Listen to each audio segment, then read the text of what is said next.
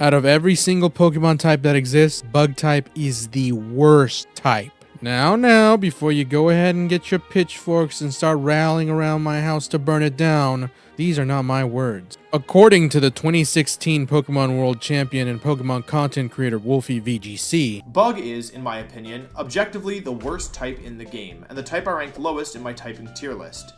Now, despite his informed and extremely knowledgeable opinion, I like to believe that Bug-type Pokemon, despite their glaring weaknesses and lack of viability, are still some of the strongest and most powerful members of any team, and I'd like to at least show some of that. So, I'm Ludi Loco, and welcome to my attempt at a Hardcore Nuzlocke of Pokemon Y with only Bug types. If you are new to Hardcore Nuzlockes or are in need of a refresher, here are the rules. Pokemon X and Y have a great variety of Bug types, but I'll be going with Ys as it has my main man Heracross. This does mean that I will lose out on some other Bug types such as Pinsir and Armaldo, but I think I can live with that. I also won't be able to get the evolutions for Shelmet or Carablast, nor the amazing Skyzer, since I don't do trade evolution. Shed Ninja is also out of the picture due to species clause. If you find yourself enjoying the video, hit the like and subscribe, and let's dive in. Kalos, you're a pleasant region with a lot of heart and soul in every corner. It's a shame you're so darn easy, or else I would enjoy you so much more. I let my gaggle of friends call me the Antagonizer, for I am a master not only of ant, but of various insects as well. With my team of bugs, I'll conquer the Kalos region and claim it for myself.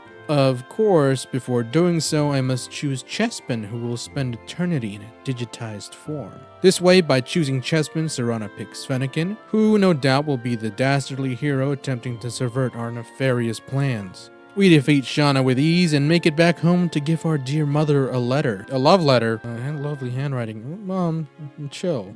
Leaving home, we catch up to Serana and Shauna, who give me Pokeballs, which means that the challenge has finally begun. Our first encounter is Pie Guy the Caterpie, cute little critter who'll be more than a match for Kalos. Trudging into Santaloon Forest, I come across Weedgal the Weedle. Shortly after grabbing the two, I get Weedgal to become a Kakuna, and Pie Guy becomes a Metapod. It's on Route 3 that I'm happy to introduce Burgirl the Burmy, who for now will sit in the back of the party. The great thing about bugs is that it doesn't take too much work for them to evolve, so right before their first gym, we have the venomous Beedrill and the graceful Butterfree. Now, Viola is a woman of taste. Being a bug-type trainer herself, she understands the finer things in life. She just doesn't see the potential. With the battle beginning, her Surskit falls into a slumber thanks to sleep powder. From here, Pie Guy continually hits it with confusion until it falls. Vivillon then flutters into frame, and the strategy remains the same. Hit it with a sleep powder followed by 100 confusions until it is no more. Thanks for the badge, Viola. After grabbing the XP share and running into an absolutely useless male Combi, I meet the man who's been sending my mother love letters. I know from past experience how suave and persuasive Frenchmen can be, so I defeat him in battle and claim one of his Pokemon as a prize. As a further form of disrespect, I leave it in the box to rot and continue on my way. Route 5 is where I run into Korrina, a furry enthusiast with one too many Lucarios. We cannot continue forward as it is barred by a giant Snorlax and I have to go get a Pokeflute. On the road leading to Parfum Palace, I'm ambushed by Venewoman the Venipede. I like her initiative, so she joins the team. At the palace, I find Shauna and the frantic owner who can't find his Furfro. Of course, we have to find it, so after a bit of chasing, we catch it and give it back to its owner. Me and Shauna then share a nice moment, watching fireworks in the daylight like a pair of idiots. Well, with the flute in hand, we awaken the enraged Snorlax, who is promptly put back to sleep and barraged by gusts and confusion until it gets eternal sleep. Following that, I run into Volbum the Volbeat, an addition for sure. At Ambrit Town, I get the Rock Smash TM from this nice lass and proceed to the Glittering Cave, where I run into another evil team vying for domination. Naturally, I hand them their asses and capture probably the most valuable member of the team, Dwebeb the Dwebel. Now, there's not much between me and Grant, so I skitter on over and challenge him. Grant is one of our greatest obstacles. Thankfully, Rock Smash is going to come in clutch.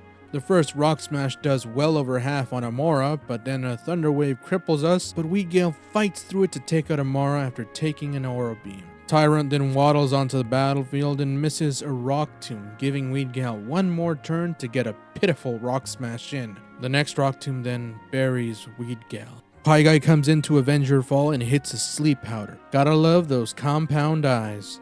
With the dumb dino asleep, flurries of Psybeams continually strike it over and over, bringing it into the red and prompting Grant to use a hyper potion. Tyrant eventually awakens but gets confused by a final Psybeam. It unfortunately fights through the haze and takes out Pie with a lethal rock tomb. Venowoman then comes out last to take Tyrant out with the rock smash. In the end, Wormadam dons its sandy cloak and Grant gives us the second badge. After searching for a good 20 minutes on Route 10, I finally come across a horde of Yanmas. I grab one and call it Yanman. On the way to the next gym, Korrina meets up with me again. Her Lucarios might be scary, but it's nothing Bird Girl can handle, tanking hits and claiming one of the Lucario's lives.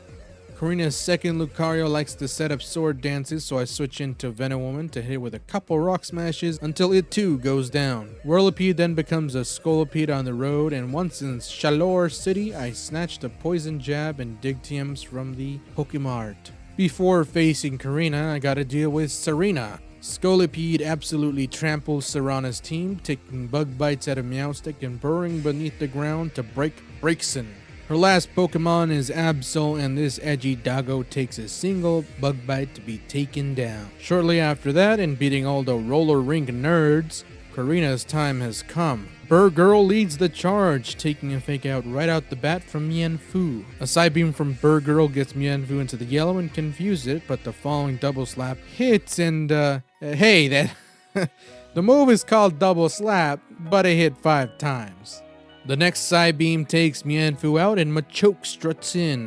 The Psybeam does some respectable damage as we take a rock tomb and Leers, but it's not much. Korrina wastes her hyper potions on Machoke until we eventually wear it down and it ultimately faints. Korrina's most lethal member is last, and I can't keep Wormadam in with lowered defenses. This forces me to switch Venowoman in, who takes a power-up punch on the switch in. She then dodges a flying press and manages to hit a critical hit Poison Tail. Then she dodges another flying press and I set up a single iron defense. Thankfully, due to flying press's dual typing and Venowoman's resistance to fighting, it does very little. The following Poison Tail hits hard and Hawlucha becomes poison, making its days numbered. It does, however, manage to get a critical hit flying press, which definitely hurts, but Venowoman prevails and a bug bite takes a chunk out of Hawlucha, which earns ourselves the third badge. I then partake in a charming furry fist fight that nets me a Lucario that will spend the rest of its days in the PC. On Route 12, Yanman becomes a Yan Mega, and our cute little Dwebble becomes the mighty Crustle. Then, by the gods, I come across a motherfucking shiny Heracross. Holy shit. It's not, oh my god. You know, the only other time I've ever gotten a shiny was a shiny Tentacruel. So this is a definite step up.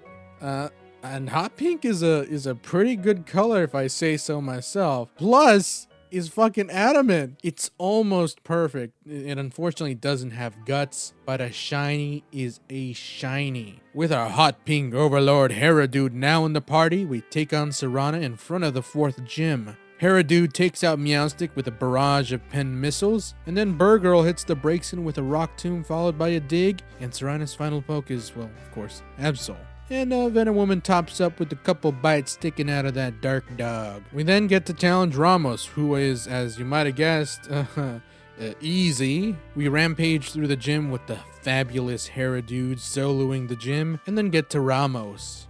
Ramos's first lead is Jump Bluff, which is actually an extremely lethal lead as its access to acrobatics will murder our wondrous boy. Forced to switch, I summon Dwebabe, who takes the acrobatics like nothing and turns Jump Bluff into mush with a single rock slide. Weepin' Bell floats, hovers, how does this thing move? I guess drags itself into battle, and now I can bring in our Wonder Boy. And Aerial Ace one-shots Weepin' Bell and goes to the grave after a Mach 5 pin missile. You'd think a gardener would invest in some pesticide. After a really lackluster evil team takedown, ba-ba-boom, we've made it back to Lumio City. There, the gym leader Clemont turns the power back on, and with that, we're free to challenge the young Tesla. Electricity is naturally one of Bug's greatest enemies. Thankfully, Clemont, not so much. He does have an Emolga though, which is, honestly one of the most annoying Pokemon. To begin the battle, I have Dwebabe set up some Stealth Rocks to punish Volt Switch tomfoolery, and then pivot into Haradude as Magnetine comes in. I think pronouncing it that way is funny. Brick Break takes it down to 1 HP as it survives thanks to Sturdy, and Clemont spams Hyper Potions until the hunk of metal finally goes down, not before doing some damage to our Haradude. Emolga comes back out to scrape its wings on the rocks and goes for, ya guessed it, Volt Switch. Dwebabe tanks the hit, and as Helios scurries in, it takes a Rock Slide for over half its health. With Dwebabe seriously low, I bring in Burgirl, who's immune to Thunderbolt, and take out the cool lizard with a dig. Emolga comes back out like the rat he is and takes more damage from Stealth Rocks, which is always good. An Aerial Ace hits Burgirl pretty bad, but we hit it back just as hard with a Rock Tomb. Not wanting to risk a crit, Venom Woman dashes into battle and takes out the winged rat with the Poison Tail, nabbing ourselves the 5th gym badge. Hold on, I think I'm getting a call.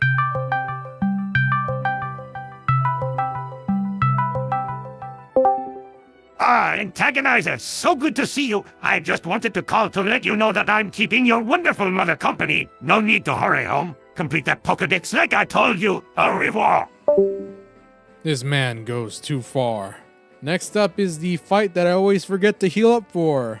I kind of fucked up here. Well, looks like Volbum gets to see the light of day. Because it has Tail Glow, I begin setting up 2 while also healing up with Moonlight when needed. Once prepped, the Signal Beam deletes Meowstic, and then Delphox comes out to play. Rather than going for Mystical Fire, it hits us with a Psybeam, and I can retaliate with a critical hit Signal Beam. Absol stalks in and is erased immediately. Okay, that could have gone, like, terribly. I could have actually wiped there. Not bad, Volbum. Not bad.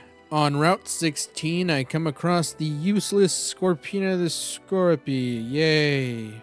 Without much to keep us away, I go to challenge Valerie. Her Mawile sets up an iron defense, which doesn't mean much as Burgirl burrows and blasts out from underground to take her out. Following her is the oh-so-creepy Mr. Mime, who gets hit by a Rock Tomb as it begins setting up both Light Screen and Reflect. Rock Tomb takes it into the yellow, but it hits Burgirl with a critical hit Psychic, almost claiming her life. Dwebabe is switched in to take a Psychic and eviscerates Mr. Mime with an X-Scissor. Last is Sylveon, whose dazzling gleam nearly claims Dwebabe. Venom Woman comes in to wreak havoc with poison jabs boosted by a poison barb, dealing devastating damage and having Sylveon get poisoned. In the end, Dwebabe learns Shell Smash, and we've got ourselves the 6th gym badge. Afterwards, I visit a ball factory where it turns out Team Flare also has a knack for balls. I defeat them with ease, and the owner is kind enough to offer me not only a nice big old nugget of gold, but a Master Ball as well. I then meet Professor Sycamore at the following town. He gloats to me about how well-traveled he is and all the flavors he's enjoyed, whatever that means. But now's not the time. I'll get my revenge, Sycamore. Just not now. I then save an Abomasnow from getting terrible fashion advice, and as a reward I get to ride atop a freaking Mamoswine. I'm actually bigger than it is. At Anistar City, Serana challenges me again. She can't just let me battle a gym leader without wanting to battle herself beforehand, huh? So I sort of oblige, because instead of giving her a battle, I give her a massacre. Dwebabe sets up not 1, but 2 Shell Smashes, proceeding to wreck Serana's face. Oh, sweet summer child. And just like that, it is time to take on the Space Lady. Having devastated Serana with a single Pokemon, I decide to do the same once more, setting up a Shell Smash as Olympia Sigilyph sets up both screens. Hyper Potions are used as a hopeless attempt, and once the Wondrous Bird is down, Dwebabe performs surgery on both Slowking and Meowstic, carefully detaching their heads from their bodies. Did you see this defeat in the past, Olympia? Did you foretell this? After getting ourselves the 7th gym badge, I get the following call. I race back to Lumios where I confront for Lysandre. Venowoman takes out Manfu with a swift poison jab, and the following Pyroar gets taken out by 2. Not before hurting Venowoman terribly. Murkrow then comes out, and not wanting to sag Venowoman, Dwebabe comes in to set up a Shell Smash and a Rock Slide for the Grim Bird. Gyarados is last, and the fat old fish takes rocks to the brain. Of course, Lysandre is not an honorable man, so me and my bugs have to dismantle his evil team completely. His admins stand no chance against us, and we then get to learn about some Pokemon lore. You didn't have to cut me off. Make out like you never thought we were nothing. I don't even need your love. You treat me like a stranger, and I feel so loved. No, you didn't have to stood so long. Shortly after that, I beat this poorly dressed man and press the red button to destroy the world. Kaboom! And thus, the run ends. That's the end. Just kidding. A giant flower rises from the ground and shoots a nifty laser. Now me and my bug brethren can't really take over the world if there is no world to take over, so I go down this wonderful elevator.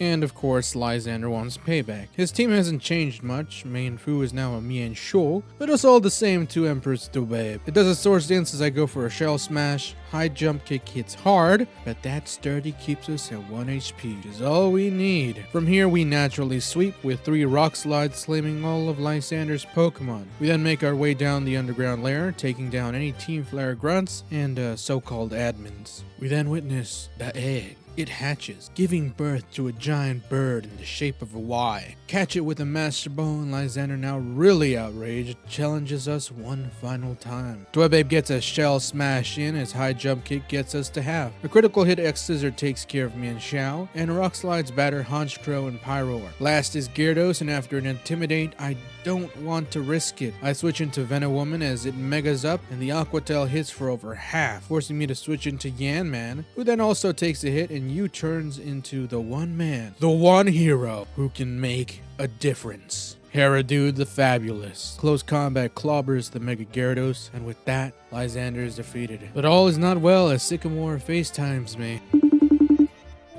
I see you've defeated my arch nemesis, Lysandre. The 3 of us had a sort of love triangle, if you could believe it, but by defeating him, I can now keep your mother company. Au revoir. Come on, man. Really? Before dealing with Sycamore, I have a final encounter, this time grabbing Durdu the Durant. Sycamore then pulls up, and I challenge him to a battle so that he leaves my mother alone forever. Me and my bug buddies absolutely kick ass, with Haradude Mega Horning Venusaur down, and Dwebabe shattering every bone in his Charizard's body. Blastoise gets poisoned, jabbed repeatedly by Venowoman, and finally, at last, my mother's safe. Afterwards, I have back-to-back battles on a bridge, which is by all accounts not really interesting. Sorry, Shauna. At Snowbell City, I'm told Wulfric isn't there, so I trudge my way through a forest until I find Pokemon Village. There, I find Wulfric, and at last, I can challenge him. Haradude really shines in this battle, as his dual fighting type makes him master over Wulfric's ice Pokemon. A single Brick Break takes care of Abomasnow and Cryogonal. Last is Avalugg, which survives one close combat, but does not survive another. With Wulfric defeated and the 8th gym badge in hand, I trample my way through Victory Road and take care of Serrano one last time. Inside the Decadent Pokemon League, Malva greets me and wishes me good luck. I decided to deal with her first as I have a really intricate and complex strategy that involves a lot of math and technical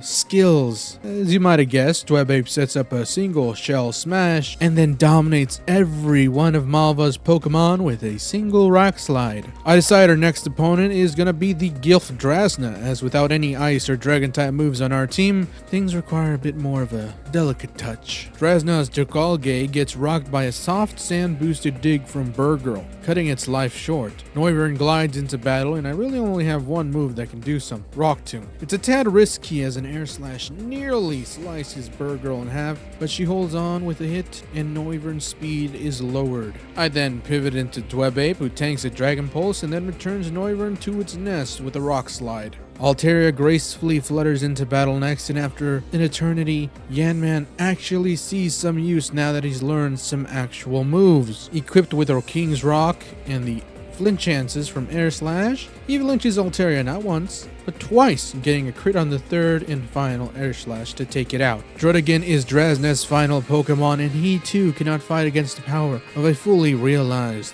Yanmega. After receiving a critical hit Air Slash, he hits a Dragon Tail, forcing Haradude to come out. Fine by me as Drazna heals up, and a Brick Break followed by a close combat takes care of the flightless dragon. Seibold is our next foe, and after seeing how well Yanman performed last battle, I let him lead against Clawitzer. Critical hit Bug Buzz takes it into the yellow as a Water Pulse does the same to us. Another crit hits, and we can clean up the crab with another Bug Buzz. Next is Barbaracle. I U-turn to get some decent damage in, and go into Haradude, who resists the Stone Edge quite well thanks to his fighting type. A close combat then takes care of Barbaracle, and Starmie wheels in. Psychic will hurt us badly, so I can't keep Haradude in, and I won't be able to outspeed, so I go into Durdude. He takes the Psychic well enough, and unfortunately, his X-Scissor fails to take out Starmie, which lets her use the Surf to take him out. Venowoman comes in for the save and steamrolls Starmie twice as it heals up. Gyarados is Seibold's ace, and to counter Dragon Dance setups, I Toxic it and begin using Venom Drench, which lowers poison target's attack, special attack, and speed by 1. Essentially, Gyarados is wasting every single turn trying to get a dance move in here and there. A final poison jab then takes out the highly weakened Gyarados, and Seibold is defeated. Last of the Elite Four is Wickstrom. I took the liberty of taking the soft sand from Burgirl so that every dig we hit almost kills. This way, Wickstrom wastes his full restores on Klefki, and not the terror that is his Scizor or Aegislash. His Klefki sets up 2 layers of spike, and once the 2 full restores are up, I take the keys down. Next is Scizor. In order to deal with him, I have Yanman come in on an X-Scissor. An Air Slash flinches once and twice, thank you King's Rock, and a final Bug Buzz takes it out. Probopass, the great big nose, hovers on in, and I U-turn, breaking it sturdy and turning into Haradude. Power Gem strikes us on the switch, but the Brick Break that follows definitely hurts the Probopass more. Last is Aegislash, and I know this is insane, but I switch into Dwebabe so that I can pivot, hitting a pathetic Rock Slide and getting into the red.